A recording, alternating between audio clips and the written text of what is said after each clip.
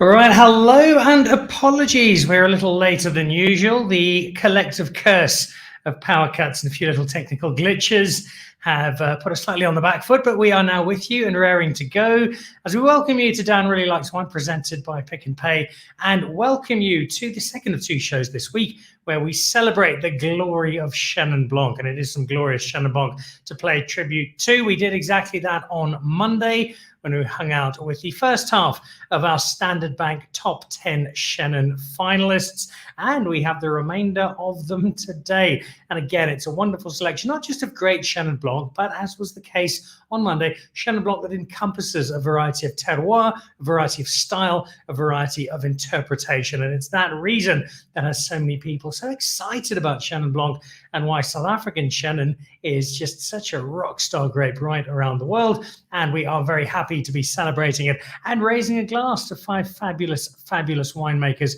who join us from five wonderful wine producing corners of South Africa. So let's bring them all in and say a very warm welcome to people who mostly you've seen a glimpse or two of over the years on Dan Really Likes Wine, but a great collective. So to Rian and to Charles and to Mariette and Danielle and Richard, guys, welcome to all of you. Lovely to have you on. Welcome to Dan Really Likes Wine, and congratulations, because you guys have made some terrific wine. I've tasted all of it. I can't say which my favorite is for two reasons. One of which is four of you won't talk to me for the rest of the show. But the other is that it's just so difficult to say because the styles are different, and you all embrace a slightly different philosophy, which is the wonder of Chenin Blanc. So let's kick off with that particular discussion and kick off with a very good friend of the show. Mariette, it's not that long ago that we had you on and we were discussing some more wonderful wine. Give us a sense of Chenin Blanc and where you are with it, and why you feel that it just gives you something so wonderful to work with as a winemaker. Hello, Chenin Blanc.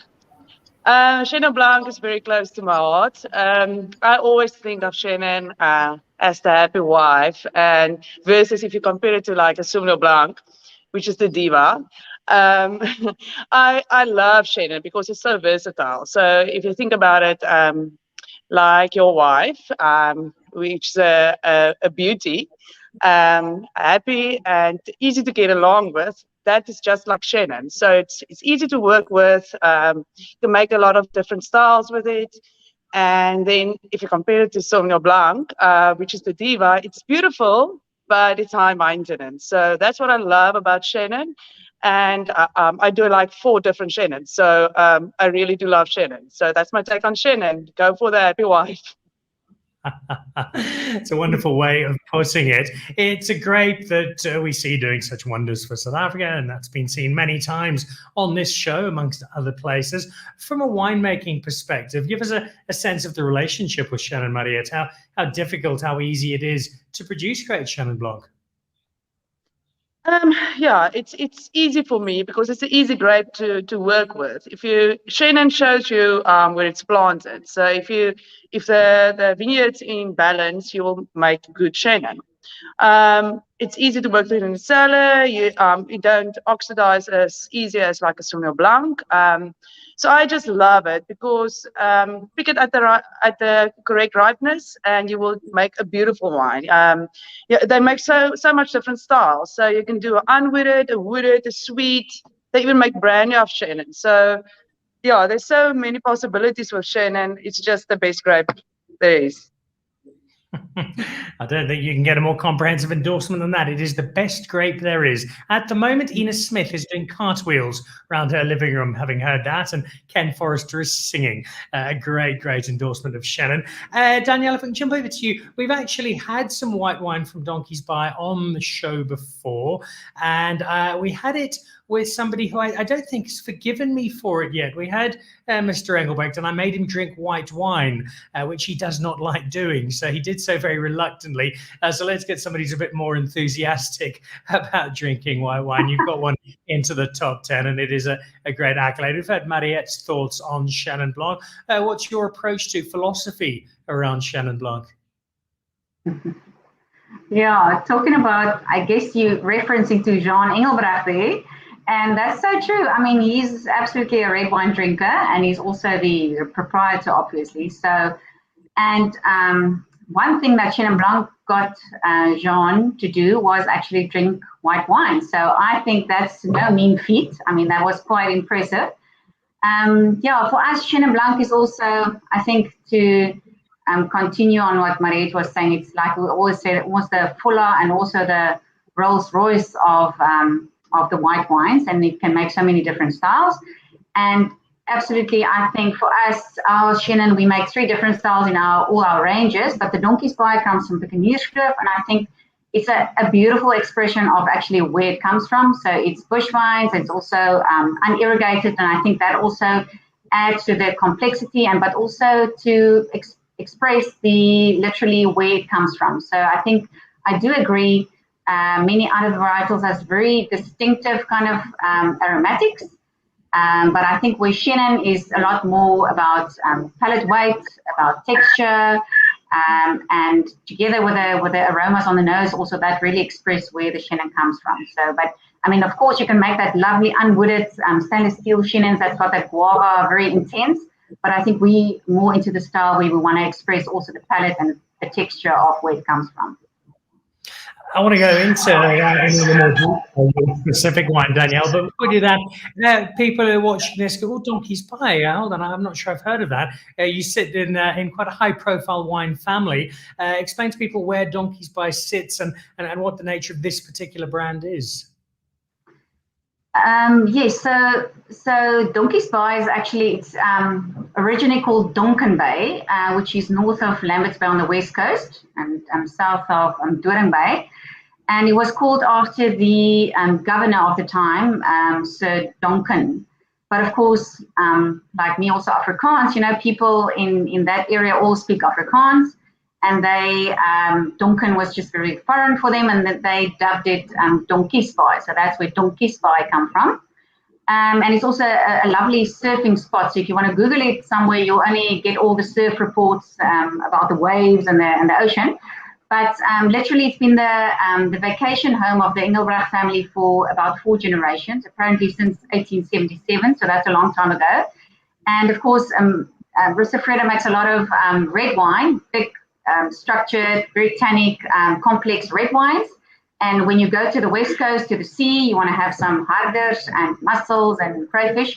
And red wine is not really the perfect component for that. So that's where the whole idea came to start a white wine in our ranges, a new range with white wine in it, to go with the seafood of the area.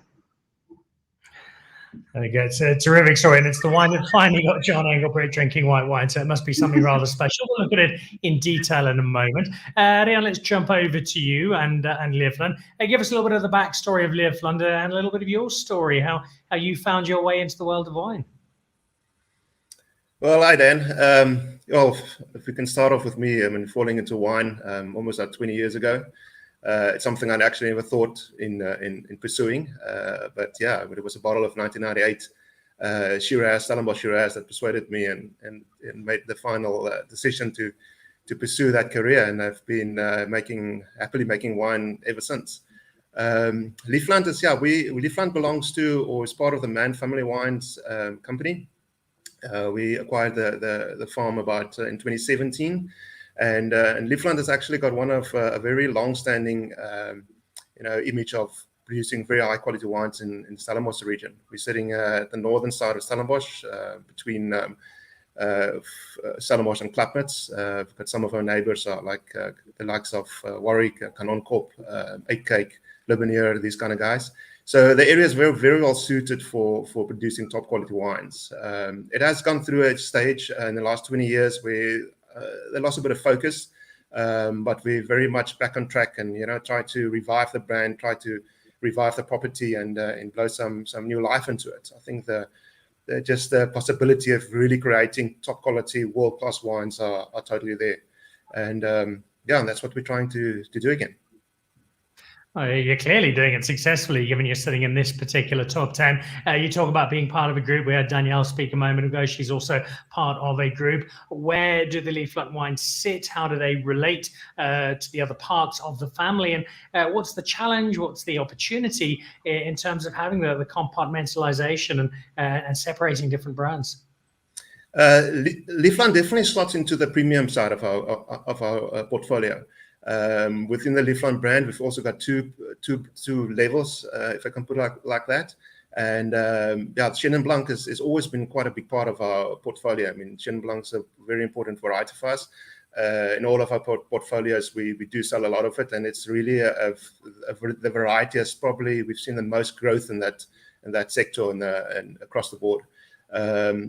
Like I said, Lievland has got the two different tiers of wines which we focus on, and then and to fit that in, I mean, it's fairly easier to bring into a category into your portfolio at a premium range. So I'm not saying that's easier with a bit of a cheek on my tongue, but it's to get really focused on what you're trying to do and really get focused on to step up the quality and that range. I mean, can be quite a challenge. I mean, it takes a lot of experimentation, benchmarking, and a lot of discussion to decide where you want to place yourself, or what styles you want to do, what volumes you're going to do, and that how far do you want to push yourself to produce those wines, and what's the market segment you're aiming for. So if you take all those things into consideration and and line them up to one another, I mean, somewhere between that, you need to find like a golden thread that runs through all those elements and bring them together. So the 2020 Lievland Chenin, that's only the third vintage we did. We did the first one in 2017, and every year steadily it's been growing, and it's been a great success so far. We'll find out more about this wine in particular detail in just a moment. Let's nip over, though, first to Bellingham and to Richard Duckin. You're not going to like me for this, but I suspect you know what's coming. For people who possibly missed out on our Chenin series that we did a little earlier on this year, where Richard took us through some fabulous Chenin from Bellingham. Tell us the story, the brief version, Richard, about getting into the art of creating things like wine and almost blowing up your entire house as a kid. Shucks, Dan, thank you for that. So it's actually quite a long story, but I'll try to make it brief. So since primary school days, actually, I've always been fermenting and experimenting with different things. And then when I got to high school, I borrowed a whole bunch of lab equipment from our science teacher, such as a thermometer and different things. And so we'd fermented some fruits out of the garden. We had these plastic containers, and we fermented different fruits, from oranges to peaches to basically anything we could harvest at that time. Fermented down, and then we had it fermenting. And also some grapes, of course, from the neighbor's vineyard. So anyway, I hope he's not watching. Then we tried to distill it for the first time with the science equipment that we got from the science lab. But I had a little glass pressure cooker. It's a really old, must have come out of my grandmother's time, out of the loft. So I had an old glass pressure cooker, which is glass. So I had it on the gas stove, and I started stirring. And of course, we had a good few bottles out of it, actually. And this thing, it just literally exploded. And I was a school kid, obviously, and my father happened to be in the area, and he just ran and grabbed the fire extinguisher and just managed to save the day. So, but it's an old thatch roof building, and I think it was really close. So but thanks for bringing that up, of course. I'm very glad you all survived, because we've now got you, and we've got you making some wonderful wine. We'll talk about your Chenin specifically in a moment. But sitting within, we've spoken already about the guys who've got a variety of different brands in their estate. You've just got this really old and historic brand that's got so much to it in terms of its history and its heritage. How much of a challenge is that for you as a winemaker to not simply uphold the history and the heritage of Bellingham, but also to manage the different parts of it, and to take, whether it's a Chenin Blanc or take one of the pinotages or one of the many wines that you make, and lift them up to the level that people are now expecting after so many years? Yeah, that's actually quite a difficult question, because coming out of Bellingham, Bernard Podleschuk, he was a very innovative guy. So he produced the first Shiraz, had the first Rosé, and a whole bunch of number of firsts, actually. But now years later, living, you're basically at least been walking in his shoes. all those firsts, man, have already been done, and at least from management, man, we're encouraged to come up with some firsts, which is quite a difficult challenge. But Chenin, again, is one of those varietals that's really close to my heart, and it's been very good for Bellingham as well. So we are encouraged to try new techniques and do different things. We've got lots of fancy equipment, often very old sort of ways of doing things, which we find is often the best. But it is challenge living up to that legacy of firsts. But what we are doing, though, we turning Bellingham into a real premium category, at least basically for wines. Well, not just Chenin, but basically all of our wines. But Chenin, of course, is leading the pack with that. But of course, it comes back to good vineyards as well. So the vineyards is probably 80% of the good wine, and the winemaker 20%, maybe even less than that, of course. So. Yeah, it's always the case with our winemakers. They're far too modest for their own good. They do an amazing job, and we're seeing examples of their wine here. See Danielle, who's one of our guests, saying, I tried to bake eggs on an asbestos plate when I was 7. That also exploded. So we're lucky to have both of our winemakers here. And Reginald Peckler, who's up at Cheetah Plains. Some stars shine better than others, so as Die Steen. It's a great feeling to have masters like you making the greatest out of Chenin. Colourful, sublimity, and terroir-based. I smile, as do we, Reggie, every time you send us a message. You've got a wonderful, wonderful way with words. Let's jump over to Charles, our 5th guest. And Charles, most people, probably if they're just tuning in now, here I'm speaking to Charles from Simonsig. Oh, well, they must be talking about Cap Classique because it's 50 years of Cap Classique and there's much to celebrate. But you guys have got a habit of doing more than just making the bubbles for which you are so famous. You've got some cracking pinotage, the tiaras so well established, and now some wooded Chenin Blanc. It's a success across the board for Simonsig at the moment, Charles. Yeah, hi Dan. I must say we are, so much known for the Cap Classiques and specifically Kaapse Vonkel that sometimes the other wines sort of get lost in the shine that Kaapse Vonkel gets. But actually, the first wine that we ever made at Simonsig, or first wine we ever bottled, was a Chenin Blanc with the 1968 Chenin Blanc. I remember Johan told me it actually sold for 50 cents a bottle back then, which is crazy. But I must say, Chenin has evolved so much over the years. Currently we're seeing Chenins in South Africa go for up to 1,000 Rand a bottle, getting amazing ratings. For us at Simonsig, it's been a focus actually since the beginning, and we actually like experimenting quite a bit with Chenin, especially with this Chenin Avec. We have quite a few wines that include Chenin Blanc. We have our unwooded, fresh and fruity style Chenin Blanc. Then we also have a blend actually of Chenin Blanc and pinotage, which is like a sort of light rosé. And then the Chenin Avec, which is, we play around quite a bit. So it's such an amazing varietal, so versatile. I just love Chenin Blanc and, making wine from Chenin Blanc. And it's a constant thread. There was the golden thread that Leon spoke about earlier regarding his wine. But for me, the constant thread amongst winemakers is just this enthusiasm, and particularly Chenin Blanc at the moment, because it seems to be so rewarding. And I think, Charles, that's probably the best way I can put it, is that when I see you guys talk about Chenin Blanc and what you're able to do with it, what you're able to create, I get the sense that for you, there is just so much reward in terms of what it delivers to you once it's finally in the bottle, into the glass, and making people smile all over the world.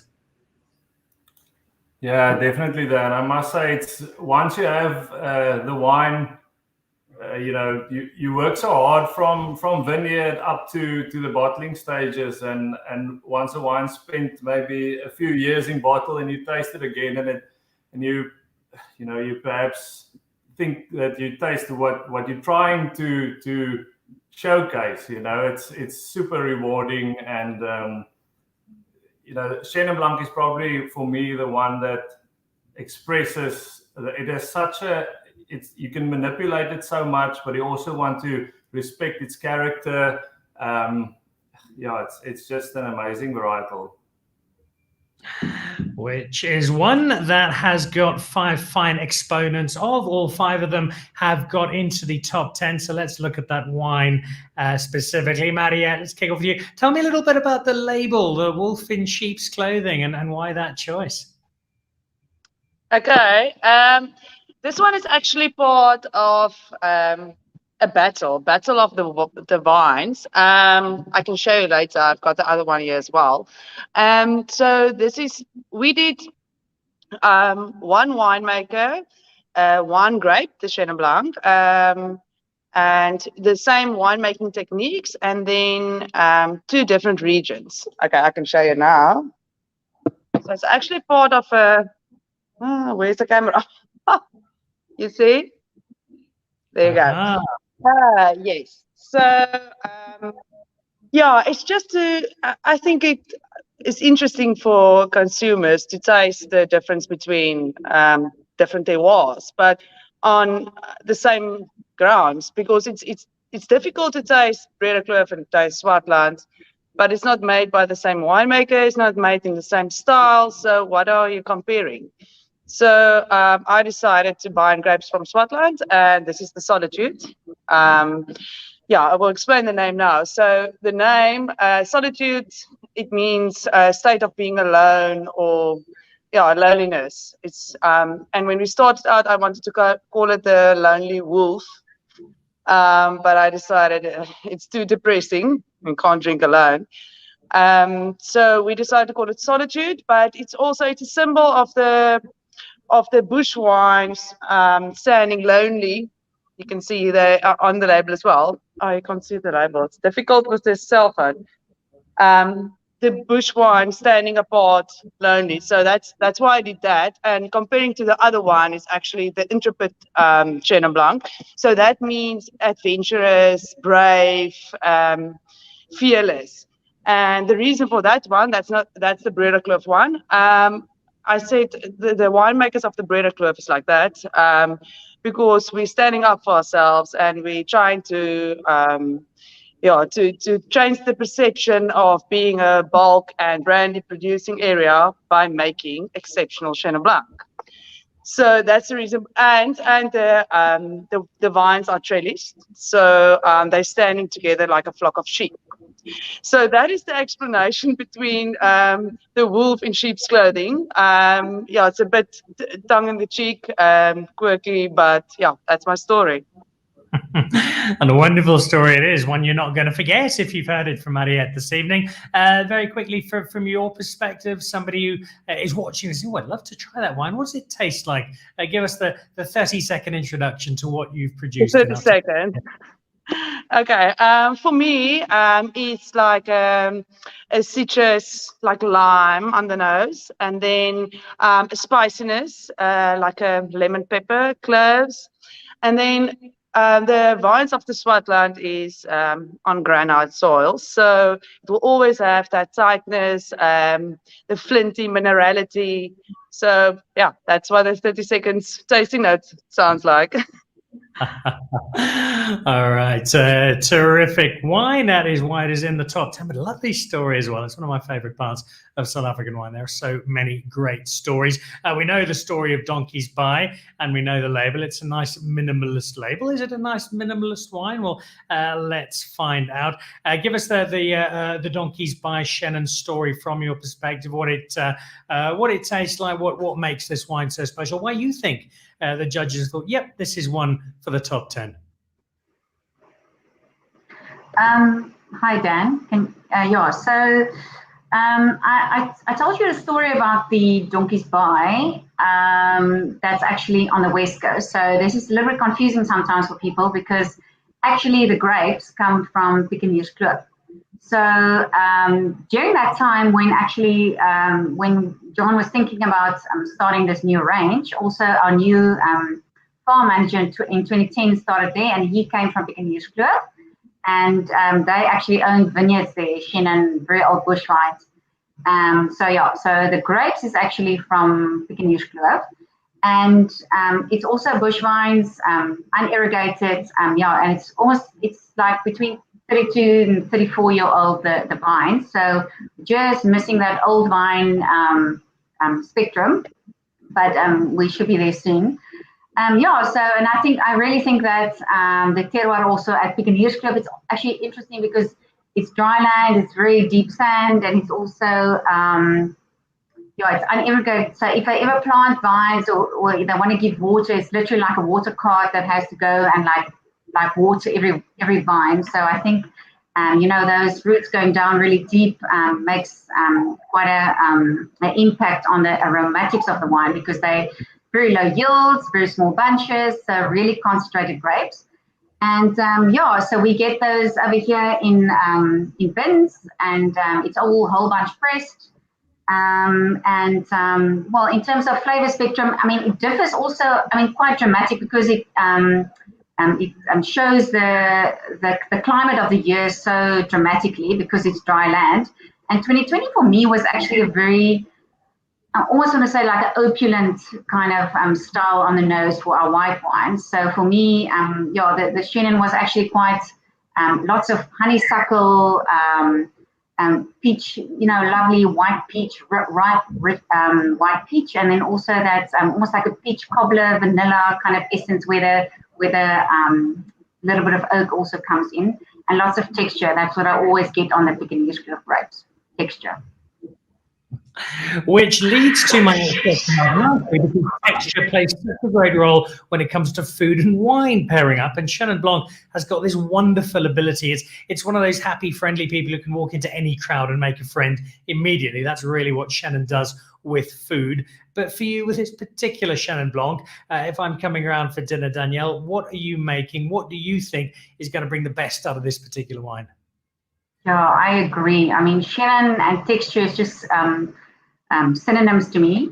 And also, I think also in terms of the fermentation aspect, also we like to mix that. We do some cement eggs, and then also the amphoras, and also no oak influence, but really the texture and then the mixture of the lees there. And in terms of comparing that, for me, I mean, here at Garden Peak, I love the chef makes a fantastic seafood curry with some mussels and seafood in there, and that little bit of curry, that little bit of spice, and also the creaminess of the seafood curry and the Chenin pairs very well. And then also, well, for me, also with mussels in particular, pairs beautiful.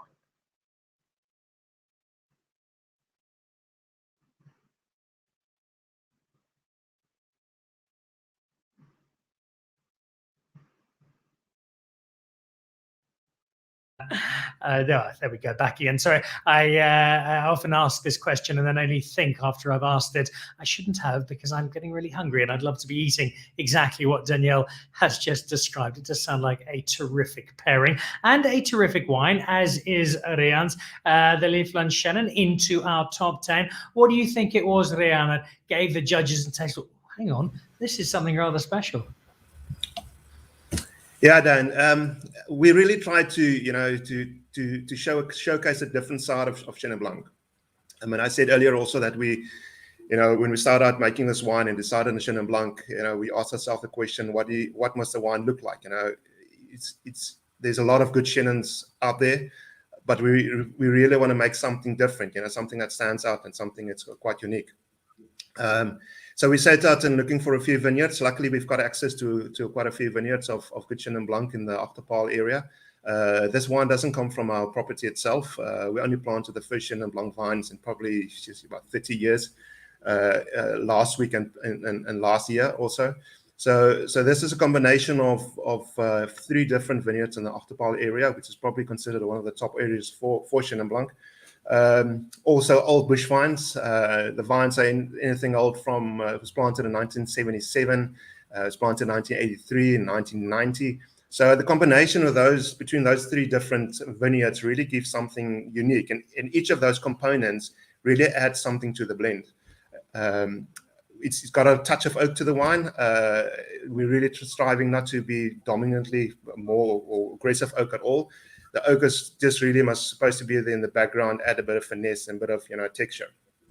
But working with these three different vineyards, and each of them has got its own character, and they're all, like I said, they're all bush wines, and they're very close. They were within 1 kilometer radius from one another, but each of them sit on a different slope. So over the years, we've seen it that the one will give much more fruit and much more finesse and a good minerality compared to the other one that's got a little bit of more northern slope that will give a lot of mouthfeel again, a lot of pure tropical, a little bit of a more heavier style of Chenin Blanc. So it's fun each year to because know these vineyards so well. It's fun to see every year what each brings to the table, and you can always depend that in between the combination of those three different vineyards, you'll get something quite unique. And it's like it's like building a house. You get your different building blocks and so on, and every year right, this building block used to give this, and this one gives something else. So it's a fairly, as soon as you get that recipe, you're almost like 60% there, and you nailed it. If you look at the wine itself, I think I want to add to Danielle, we also strive for texture. I think that's quite important for us. And to sum up a wine, it's what we're going for is always big aromatics, big nose with a lot of texture, nice viscosity in the wine, and that we got to we happily achieved in this wine, which we're happy with. You mentioned in there that little touch of oak, which is a nice segue into the other question I wanted to ask you. The Chenin Blanc, by and large, the top 10, they're reasonably recent vintages, but I suspect there's quite a lot of potential to hang on to these if you've got the patience and you can stop yourself from drinking them. What sort of aging potential does your wine have? Dan, I think in general, I think that's one of the hallmarks of Chenin Blanc. It's always has the length and the possibility to age very gracefully. I mean, it's compared to other whites in South Africa, Chenin Blanc is by far the one that definitely matures and ages the best. Like I said earlier, the first vintage was 2017, and with that wine is still drinking fabulously, and is really a fantastic Chenin Blanc and showcasing the different and the potential of Chenin Blanc. The oak definitely helps a little bit for the wine to carry. It just gives it a little bit more guts and a little bit more oomph to help to carry and to age. But this one, I would easily say up to 5 years. You can push it into 10 years if you store it correctly. I think in general in South Africa, we tend to drink our white wines quite early, and most of them are probably made in a style to enjoy, before the next harvest. But I think we almost, we lose a chance to actually see the capability of Chenin Blanc, what it can do, and how long it can last. I will never forget one of our importers in England, and this was already about 10 years ago. He said to me one day, but his famous or his most favorite wine is a 1970 Sauvignon Blanc from France. And I was like dumbstruck and said, how can this really be a white wine that's 30, 40 years old? How can that be your favorite wine? But as you grow in wine and as you realize that there's much more to white wines when they turn onto the next page almost. There's a side of Chenin Blanc especially which we see only with a bit of age. And that's where texture comes in, secondary, aging aromas and all those kind of things comes into balance at the end of the day. And you see these lovely side of Chenin Blancs which we're not used to and which is almost like hidden in a way, and you have to leave it to discover them. Well, that's what we're doing today, discovering them at an early stage. But if you can, and it does take some self-control, but if you can leave them a bit, the rewards are there to be had. We've got some wood in this particular one. There's also wood in the Simonsig. Charles, that decision, how much oak have you got in it, and why the decision to do that? What is that doing in terms of the Chenin Blanc that you want to give us in this particular case? Yeah, Dan, we're actually quite subtle on our oaking of the Chenin Blanc. So it's spent quite a bit of time in oak, 11 months, but the newest barrels I use are second fill barrels, 400 liters. And then the rest of the barrels are all older than that, the combination of 225 liter and 400 liter barrels. So the oak is purely there for support and structure for us rather than really giving oaky flavors. It's really about the grapes and the vineyard to shine through. So Yeah, our vineyard is 34 years old at the moment, planted in 87. So next year it would be old vine. So we really feel that after time, the vineyard just keeps on improving. We tend to see more flavor at lower ripeness. We see lower pHs, better acidity. So we really want the site and the vineyard to shine through. Charles, I know that you've got load shedding scheduled happily for a few minutes' time. So before you get your candles out and dash off, very quickly, before we go over to Richard, just remind us or let us know there's a very cool prize that you get. You get a check from Standard Bank. That money has to go into the community, into a community project. What have you guys decided at Simonsig to do with your investment?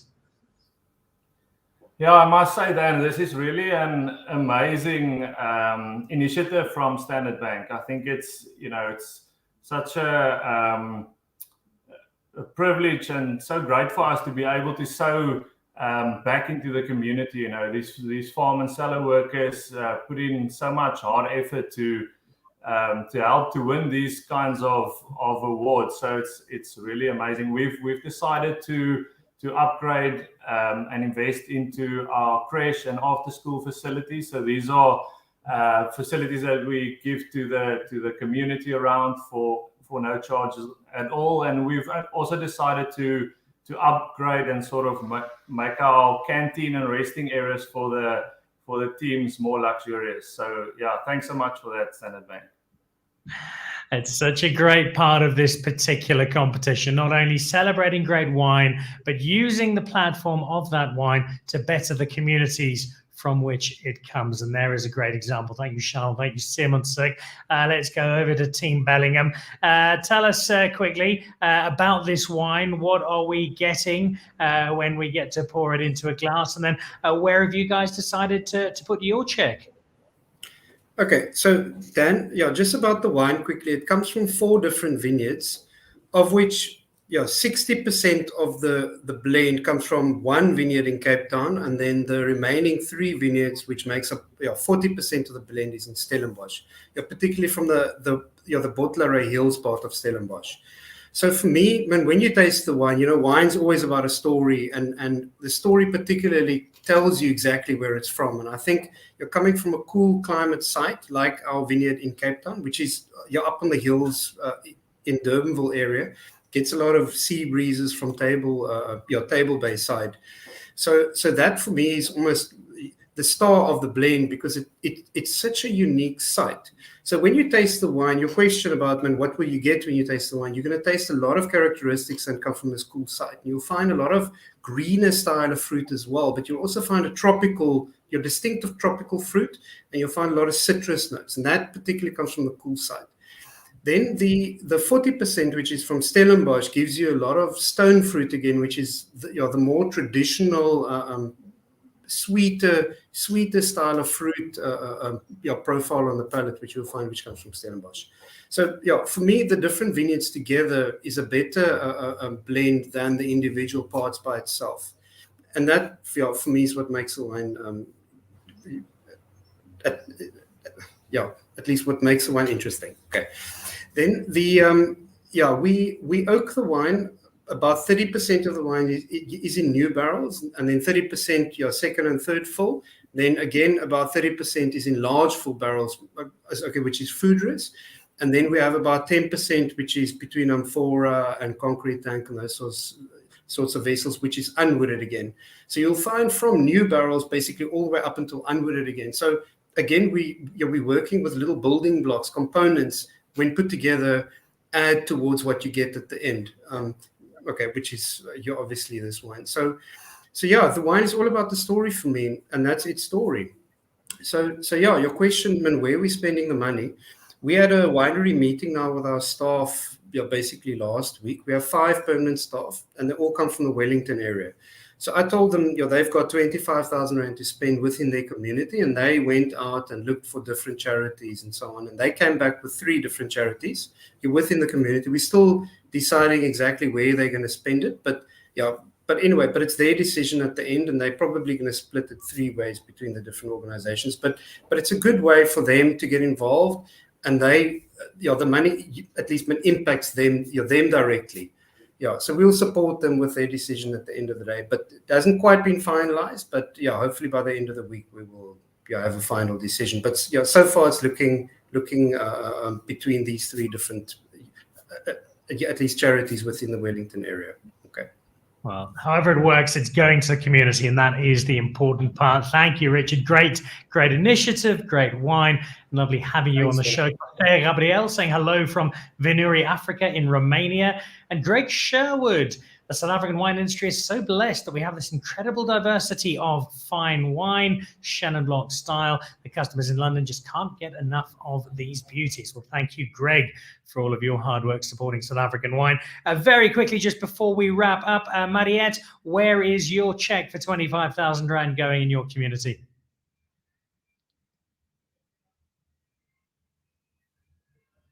Do we have Mariette? No, we might have lost her there for a second. So let's try if we've got Danielle there. Danielle, can you tell us where your check's headed? Hi. Yeah. So we also got quite a few families on the farm, and I think I've also got kids in the last few years, or almost feel like months. I think education is really key at the moment, and I think especially people that don't really have the funds to go to the best of schools.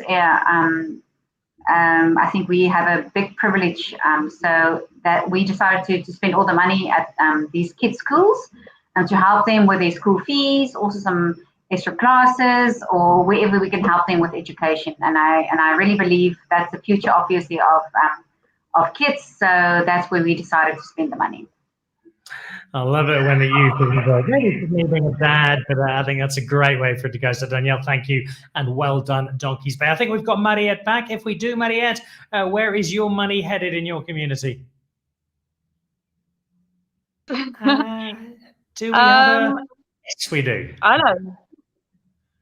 We've got you. Fire away, Mariette. Okay.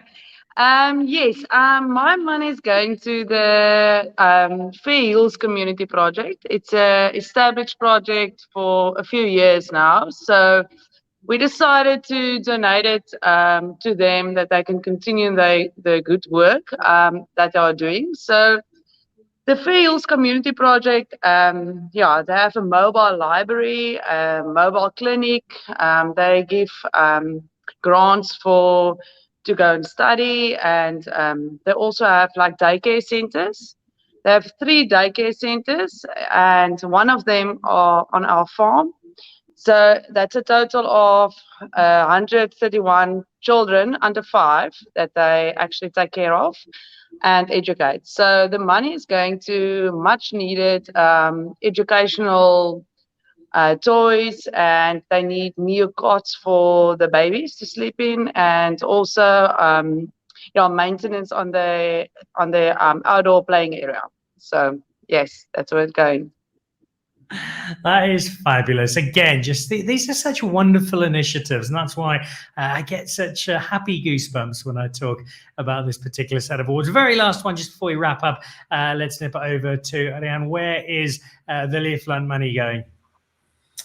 Dan, we recently extended our facility at our production facility, and there's a new training center also, which we added onto it. And we decided to invest that money into the training center and buying a couple of computers for the workers, and also add on some computer training for them, and where they'll be able to spend time during lunch hours and after work to utilize these computers for studying or whatever they want to use it for. And there's nothing more needed at the moment in South Africa than education. We've been getting education through the course of this hour from our guests, and I hope you've enjoyed it. I've been enjoying the wine. I've been enjoying the time spent with them, and I'm looking forward to doing so again soon. But for now, guys, you can head off and enjoy the rest of your Chenin Blanc. Thank you so much for great wine. Thank you for being part of this evening's show, and thank you for putting your checks to such good causes. It's been a really uplifting evening with you all, and despite our technical hiccups at the start, it's been a really rewarding session. So thank you, all of you. Thanks for making great wine, and thanks for being fabulous guests with wonderful stories on Dan Really Likes Wine. Thanks, Dan. Thanks, guys. Cheers. Bye. Cheers. Drink Chenin. So there we go. Chenin Superstars, the South African Chenin Blanc Top 10, presented by Standard Bank with the Chenin Blanc Association of South Africa. More great wine coming up next week. For now, I'll leave you to enjoy your Thursday, hopefully over a nice glass of wine yourself. Thanks for watching. Thanks for supporting. See you again next week from Dan Really Sykes Wine, presented by Pick n Pay. Goodbye. To join the Pick n Pay Wine Club, simply SMS your smart shopper number to 36775. It's absolutely free, and you'll get for yourself 3 times the smart shopper points on every bottle of wine bought. You'll also get a 20% discount on 10 different wines each month, a 25% discount on a case of wine, and a Magnum, some terrific competitions and invitations to awesome events.